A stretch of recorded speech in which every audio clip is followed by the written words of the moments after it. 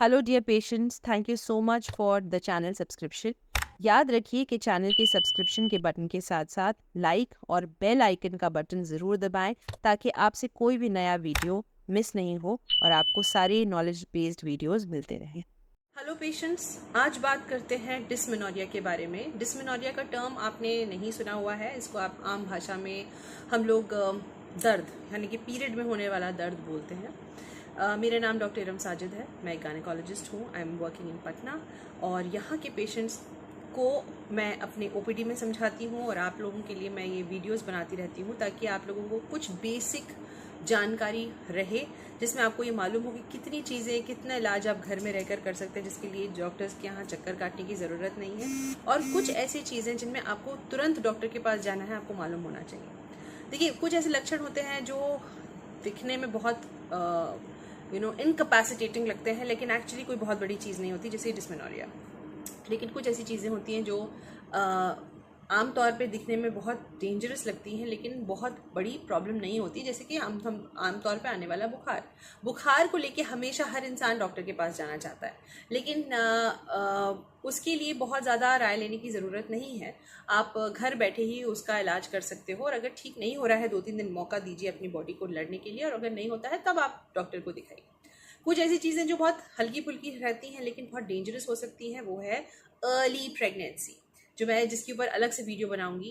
कुछ तो बना चुकी हूँ और कुछ ज़रूर बनाऊंगी, जिसके अंदर लोग ये सोचते हैं कि हमने दवाई ले ली है ये प्रेगनेंसी के लिए, इसको ना रखने के लिए, और इससे प्रेगनेंसी ठीक हो जाएगी, चली जाएगी, निकल जाएगी और हम लोग बैक टू नॉर्मल हो जाएंगे। किसी भी फार्मेसी में जाकर अभी तक यहाँ पर ये चलता है कि किसी फार्मेसी पे गए, ओवर द काउंटर ड्रग ले लिया, ई पिल आई पिल खा ली, और उसके बाद पीरियड ठीक से नहीं आया। अब वो परेशान है कि पीरियड क्यों नहीं आया। पीरियड, ये चीज़ पर आपको बैठे नहीं रहना है, इस पे आपको तुरंत डॉक्टर के पास जाना है, वरना दिस कैन बी कैटास्ट्रोफिक, मतलब बहुत हानिकारक हो सकता है। एनीवेज, चलते हैं, आज बात करते हैं अबाउट डिस्मेनोरिया। डिस्मेनोरिया का मतलब है पीरियड में होने वाला दर्द। ये हर पेशेंट को हर पीरियड के अंदर ज़रूरी नहीं है ऐसा हो, लेकिन जिन मरीज़ों को ये प्रॉब्लम हो रही है, डिस्मेनोरिया जिसको बोलते हैं, या बहुत ज़्यादा दर्द जिसे बोलते हैं, वो मे बी शुरू के पीरियड्स के अंदर फॉर 2 to 3 ईयर्स, 2 से 3 साल तक हो सकता है, और उसके बाद धीरे धीरे धीरे कम हो जाना चाहिए जैसे जैसे मासिक आता रहता है। लेकिन कुछ ऐसे मरीज़ रहते हैं, कुछ ऐसे पेशेंट्स होते हैं जिनको ये दर्द कंटिन्यूअसली हर साइकिल के अंदर होता है और इनफैक्ट बढ़ने लगता है। ये एक ऐसा लक्षण है जिसमें आपको हमारे पास आना है। शुरू की जो साइकिल्स होती हैं वो एनोवुलेटरी साइकिल्स होती है, यानी कि अंडा ठीक से नहीं बन रहा होता है।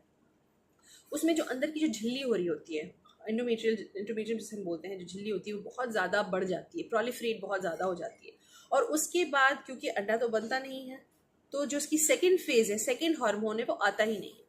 अब होता क्या है बेसिकली, जब बहुत ज़्यादा ये झिल्ली बन जाती है, तो जब झिल्ली बनने के बाद ये ऐसे करके बच्चेदानी को ऐसे करके इसको स्क्वीज करते हुए ब्लीडिंग बाहर होना शुरू होती है।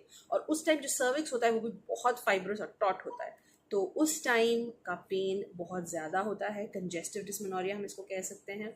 बहुत ज़्यादा दर्द होता है उसके अंदर। पेन किलर्स लेना बिल्कुल चाहिए, उसमें कोई हर्ज नहीं है, कोई हार्म नहीं है उसके अंदर, और अपने काम पर आप जा सकते हो। कुछ ऐसे भी मरीज़ होते हैं जो उन 2 दिन काम पे ही नहीं जा सकते, ना स्कूल ना कॉलेज, कहीं नहीं जा सकते, because they pains so much. So मेरा आपसे रिक्वेस्ट यही रहेगा कि शुरू के 2-3 साल में आप कम से कम सिर्फ ये जो पेन किलर्स होते हैं उनके सहारे इसका समाधान खोजिए। और अगर 3 साल 4 साल के बाद भी उतना ही दर्द हो रहा है, उतना ही इनकैपेसिटेटिंग पेन हो रहा है, तो ज़रूर इस चीज़ को सीरियसली लीजिए। डॉक्टर से बार बार मिलिए, उनको मौका दीजिए समझने के लिए कि आपको कितनी सीरियस प्रॉब्लम है। मेरे ओपीडी में अगर कोई मरीज आता है और कहता है कि देखिए ना डॉक्टर साहब, उसको महीने में बहुत पेन होता है, तो मैं भी पेन किलर्स पहले ही लिखती हूँ। लेकिन कभी कभी कुछ और दीगर चीज़ें भी निकलती हैं, जैसे कि कभी कोई अंदर सिस्ट होती है जिसकी वजह से बहुत कंजेशन हो रहा होता है, जिसकी वजह से दर्द बहुत ज़्यादा हो रहा होता है। कभी कभी जो बच्चेदानी के मुंह के ऊपर कुछ अल्सर या लीजन या कुछ हो सकता है, जिसकी वजह से दर्द तो नहीं है, पॉलिप जैसा, जैसे उसकी वजह से भी डिस्मेनोरिया बहुत ज़्यादा होता है। कुछ और चीज़ें हैं जैसे एंडोमेट्रियोसिस, अडीनोमायोसिस, ये हमको समझ में आने वाले टर्म है, ये आपकी समझने के नहीं है। पर एक समझ लीजिए कि बच्चेदानी का इन्फेक्शन समझ लीजिए, या बच्चेदानी के अंदर ग्रोथ समझ लीजिए, जिसकी वजह से भी ये दर्द हो सकता है।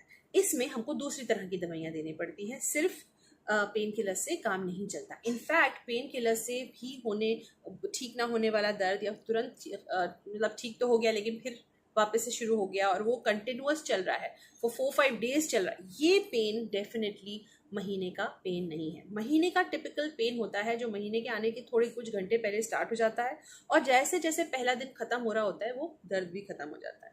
लेकिन ऐसा दर्द जो पहले दिन तो नहीं हो रहा, दूसरे दिन से शुरू हुआ और बढ़ रहा है और महीने के एंड तक रह रहा है, ये टिपिकल महीने का पेन नहीं है। इसको आप सीरियसली लें और अपने डॉक्टर की सलाह को ज़रूर मानें।